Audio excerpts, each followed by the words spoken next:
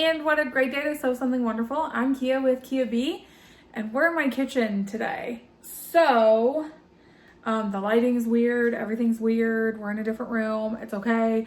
We're gonna get through it, but I promised you a tea dye video, or I promised you a dyeing video, and today we're gonna do tea dyeing. So, I have tea dyed several things, especially minky lately. And y'all saw that I did minky in coffee dye, tea dye, and wine dye. And they all turned out so wonderful that I wanted to do a video. And the first one, or the only one at this point, is going to be tea dye. So if you guys want to see the other ones, just let me know in the comments below, and I'll walk you through the process of those as well. Wine dye is a little bit different because of the fact that it has so much sugar in it, and you have to be cautious of that. So, two projects that I am dying for right now are Mania projects, and you guys saw these in our Mania video, but this first one is the Halloween Whimsies from Scissortail Designs. So I have 4 separate pieces of fabric for that. And then the other one is the Christmas Eve Ride from Needle Bling Designs. And both of them actually, I went super duper mottled. And so I'm gonna leave it in there longer. I'm gonna leave it in the oven just a tad longer. And I will show you how I get that really mottled effect. And that comes right before you put it in the oven and then during the baking process. So truth be told, I've already filmed half of this already. And so I'm already well into my dyeing process, but I'm gonna walk you through what I've already done before. It was just too dark in here, so I had to do something about that. So, okay, so materials that you're gonna need, you need a baking sheet and some wax paper. You're gonna need whatever fabric you wanna dye, obviously. You'll need a couple of different things depending on which route you go. If you go the grocery store tea bag route, which is totally fine, and you're gonna get a fantastic tea color from that, then you'll just need those and nothing else. If you go the route I go, which is loose leaf tea, then you need some steeping bags. And so I just use some biodegradable steeping sacks that I get because I used to be a tea consultant. And so we used to drink a ton of tea in our house. We still do. But so I'm using loose leaf tea. And I'm actually using, with my first round, I used a raspberry oolong, and it definitely gave me more of a pink color. And so if you're gonna go the flavored tea, loose leaf tea route, because of the things that are in the tea, that's going to give you a different dyeing process. And so today I chose to use a caramel peach cobbler. And so this is gonna give me a rich caramel, more of an orangey tea dyed color with, you can see from the top of the tea itself, it's more of a red. And that's what I wanted for these. When I did the raspberry oolong, it pulled more of a pink. And then when I've done like just regular tea, it just turns out brown, regular tea brown color, which I like just as much as well. So this is a loose leaf tea. This is caramel peach cobbler. I've had this in my stash for a while. And so if you're not familiar with loose leaf tea, I'm gonna try and show you. I didn't, whoa, I'm gonna spill it all over my floor before I show you. This has bits of caramel and bits of dried out peaches, and then obviously the tea leaves themselves. So that is what that's looking like for me. I filled my bags, I'll show you. I just took some, like I said, biodegradable steeping sacks, and I filled them about half full. If I can show you without, I mean, that is really, really full. That's way more than you would need. That's like a pitcher of tea. And then I had 5 pieces of fabric total. So what I did is I put on a pot of water to boil.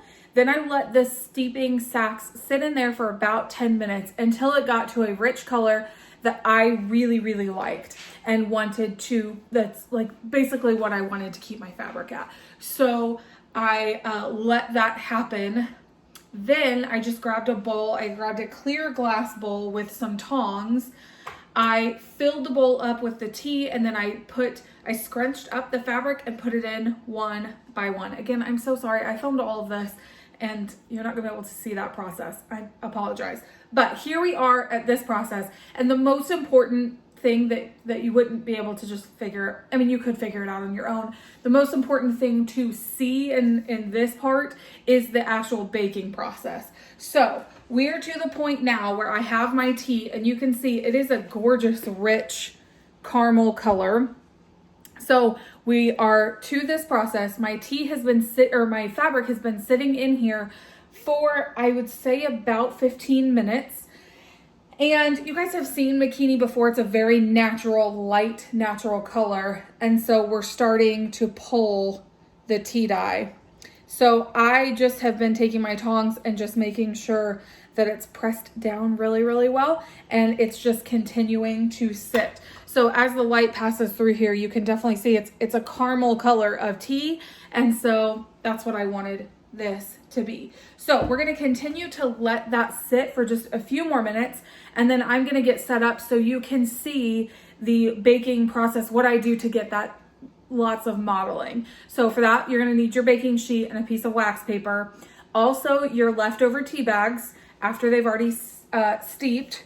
So I just happen to have mine all together here, ready to go. I'm going to put it on this counter, and I'll move the camera so you guys can see more of what we're doing. So we're gonna let the fabric sit for just a few minutes longer, and then we'll come back to it. Okay, so here we are at this process. I have had these sitting in the tea for maybe 15, 20 minutes tops. I wouldn't go any more than 30 for this part. Now, here's what you need to know. If you're doing the loose leaf tea, like I am, the bits of caramel can be, obviously they're sugar, and so they could be sticky. And it's the same for a wine dye process. You need to wash that sugar out. I will tell you, when you do that, you're gonna wash a good amount of dye out. So I would let it sit for longer and then wash it out. And if you're not happy, then redo the process. You can re-steep this tea twice maybe before like that rich, good color is gonna be out of it. So I'm just going to kind of make sure, and this is good and soaked here. And you can already see this is already pulling such a good orange color. So I just want to make sure, and obviously it's been sitting in here long enough where it's not like scalding my fingers. So I'm going to make sure those are good and dried, okay? Or I'm sorry, good and saturated. I'm going to pull my thing over. Okay, so, and I just happen to want this the same for all 4 of these. So I'm going to do, all 5 pieces of fabric. So I'm going to do this for all of them. Okay, so I'm going to make sure these are good and saturated. Then what I'm going to do is I'm going to pull them out one by one, and I'm going to scrunch them out and wring it out. And then I'm going to leave it just like this in a ball, and I'm going to put it on here, okay? But before I do that, I'm going to lay it out like this, one by one. And I am going to take my tea bag and just kind of blot it. That's going to give you some more variation. So, okay. So now I'm going to take this, scrunch it up, and just kind of put it in a ball right there. This is where you guys can see, this is that process definitely of where you need the serged edges. So here's another one. I'm going to wring it out a little bit. Bring it over here. And our oven is set to 275. We're going to put it in there and then check it every 5 minutes or so. I'm going to kind of do this a little bit. And we can do this again after it's cooked for just a bit.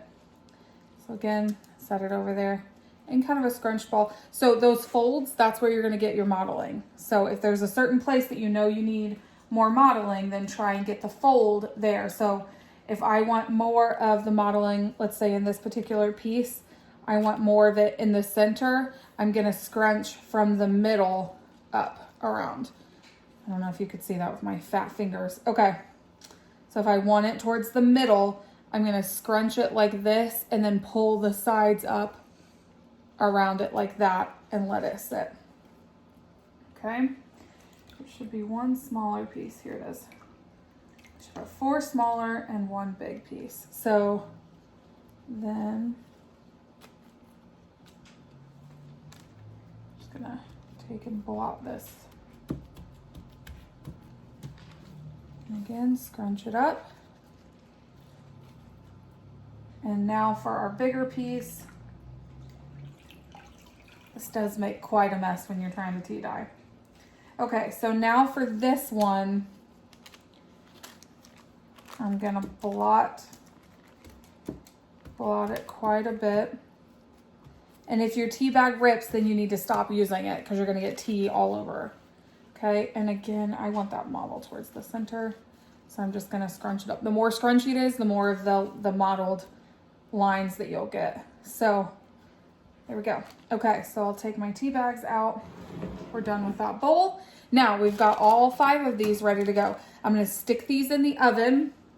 They are going to go in there at 275. I'm going to check them about every 10 minutes because you do not want to scorch them. And these are small pieces, so it's going to happen quickly. So I will check back in with you when I have checked these at about 10 minutes. Okay, so we've been in there for about 10 minutes and you can see we're getting a pretty good modeling. So here's a couple of issues I've had with the wax paper in the past that we want to be sure of.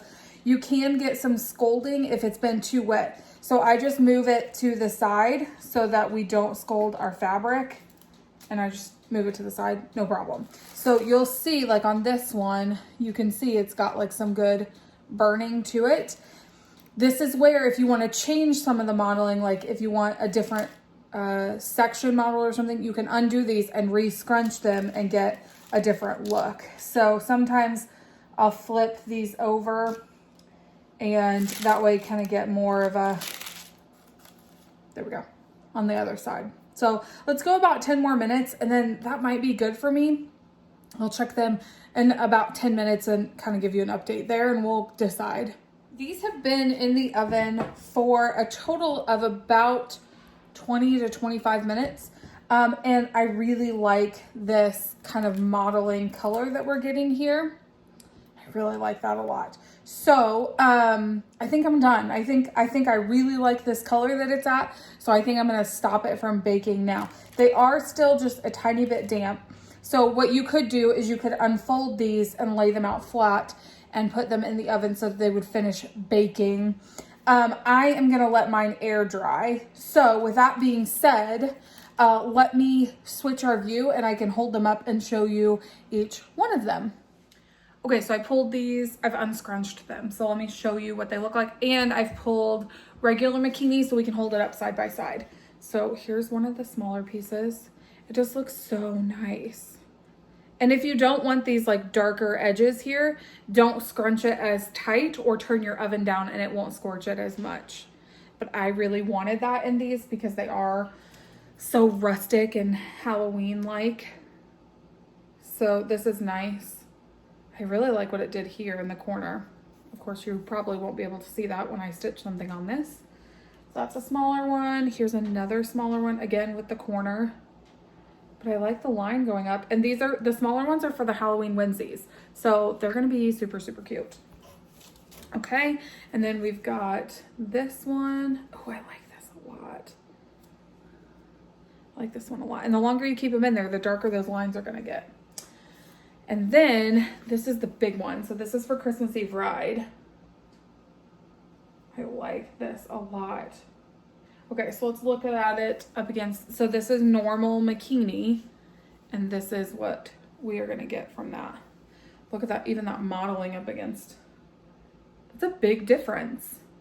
It's a big difference. Let's look at some of the smaller ones.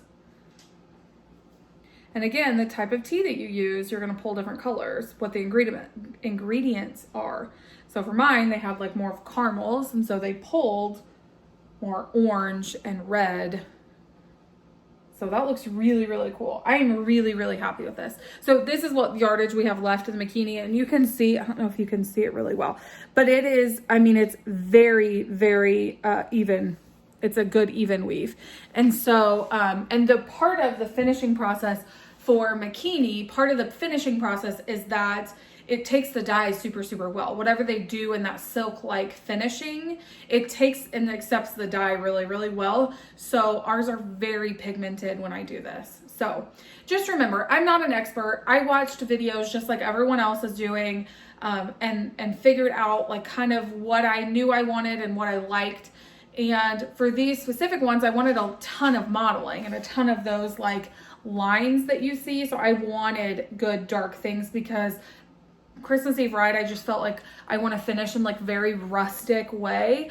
But then in the Halloween, it's Halloween, so I want it to be kind of more pronounced. So with that being said, I'm not an expert. I figured out what works for us just by kind of a compilation of a bunch of different videos that we like. So with that being said, find what you like and find what works for you. So, all right, well, thank you so much for joining us in the hive today, and we will see you next week.